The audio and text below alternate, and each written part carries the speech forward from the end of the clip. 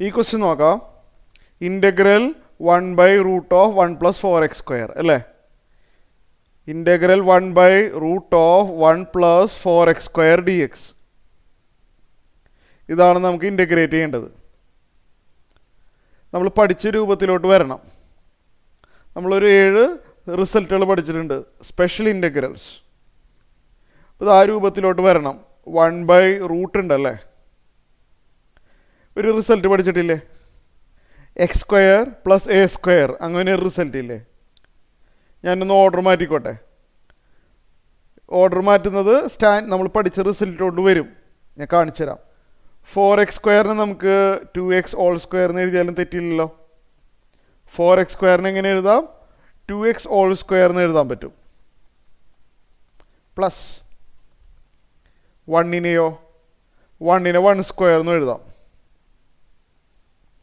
ഇനി ഒന്ന് നോക്കിയേ, ഞാനൊന്ന് ഓർഡർ മാറ്റിയത് നമ്മൾ പഠിച്ച ഒരു റിസൾട്ടായി മാറിപ്പോൾ. വായിക്കാം. 1/√(x² + a² ഫോമിലാണ്. എക്സിന് പകരം ax എന്നോ ax + b എന്നോ വന്നാലും സാരില്ല, സ്റ്റാൻഡേർഡ് റിസൾട്ട് ഉപയോഗിക്കാം. 1/√(x² + a². എന്താണെന്ന് അറിയാവോ? ഞാൻ ഇവിടെ കാണിച്ചു തരാം. Integral 1/√(x² + a². എന്താണ് formula? log x + √(x² + a² അല്ലേ? അപ്പോൾ എക്സിന് പകരം 2x-ഉം എക്ക് പകരം 1 ആണ്. ഓക്കെ, അപ്പോൾ ഞാൻ ആ ഫോർമുല പ്രകാരം എഴുതാൻ പോവാണ്. ശ്രദ്ധിച്ചിരിക്കണം.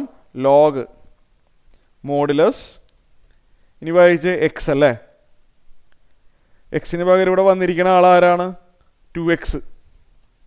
അപ്പോൾ ആ ഫോർമുലയിൽ ശ്രദ്ധിച്ച് എക്സിന് പകരം 2x എഴുതാം. √(x² അല്ലേ? എക്സിന് പകരം വന്നിരിക്കുന്ന ആൾ 2x ആണ്. അപ്പോൾ x² എന്നുള്ളത് 2x² എന്നായി മാറും. പിന്നെ a² ആണ്. a²ന് പകരം ഇവിടെ വന്നിരിക്കുന്ന ആൾ 1². കഴിഞ്ഞോ? ഇവിടെ ശരിക്കും പറഞ്ഞാൽ എക്സ് വരുന്നതിന് പകരം ax വന്നിരിക്കുക. ഫോർമുലയിൽ എക്സ് ആണല്ലോ. എന്നാലും എക്സിന് പകരം ax വന്നാലും സ്റ്റാൻഡേർഡ് റിസൾട്ട് ഉപയോഗിക്കാൻ പറ്റും.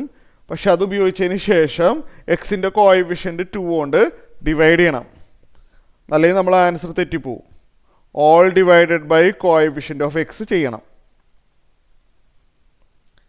നമുക്കൊന്നും കൂടി എഴുതാം. നമുക്കിതിനെ 1/2 ഇൻറ്റു എന്ന് വായിക്കാമല്ലോ. 1/2 into log ഇതെഴുതാം. 2x + √(2x² 4x². 1² 1 ആണ്. പ്ലസ് c, ഇതാണ് ആൻസർ.